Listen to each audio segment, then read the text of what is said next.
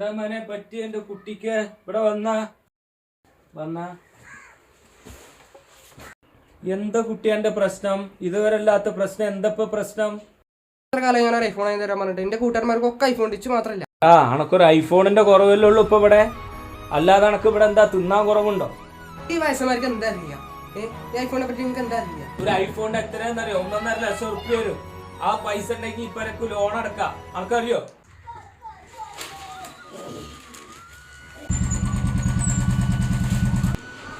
ഇത് സൽമാന്റെ കൂടെ അല്ലേ? അതെ, ഞാന് സൽമാനെ പഠിച്ചിരിക്കണ മാഷാണ്.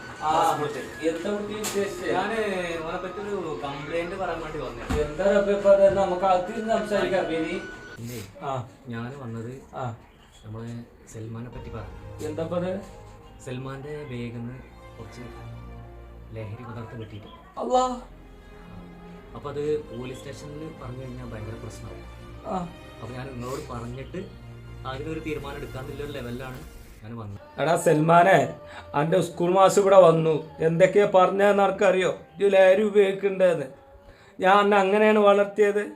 എടാ അനക്ക് കഷ്ടപ്പാട് അറിയണമെങ്കിലേ ഈ ചൂടത്തിറങ്ങി ഒന്ന് പണിയെടുത്ത് നോക്കടാ. അപ്പൊ അനക്കറിയാം കഷ്ടപ്പാടും ബുദ്ധിമുട്ടും. ഞങ്ങളെ പോലത്തെ ഒരുപാട് രക്ഷിതാക്കളുണ്ട് അന്നെ പോലത്തെ കുട്ടികളെ വളർത്തി വലുതാക്കിയിട്ട് ഈ കോലത്തിലെത്തിക്കും. എന്നിട്ട് ഇജ്ജ് കാട്ടുന്നതോ?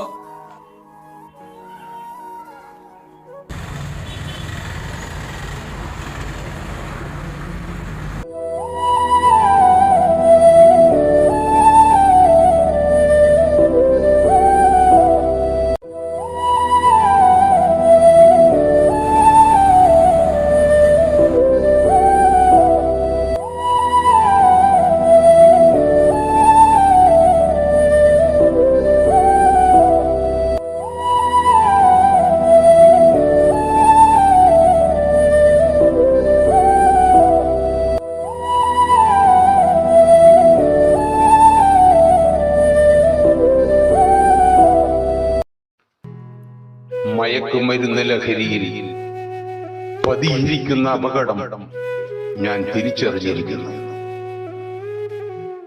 ലഹരി ഉപയോഗം അത് ഉപയോഗിക്കുന്നവരെ മാത്രമല്ല, അവരുടെ കുടുംബത്തെയും സമൂഹത്തെയും ബാധിക്കുന്ന മാരക വിപത്താണ്.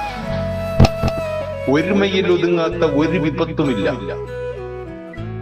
മയക്കുമരുന്നിനെതിരെയും അത് പ്രചരിപ്പിക്കുന്ന ലോബികളെയും ഊച്ചുവിലങ്ങിടാൻ നമുക്ക് ഒരുമിക്കാം.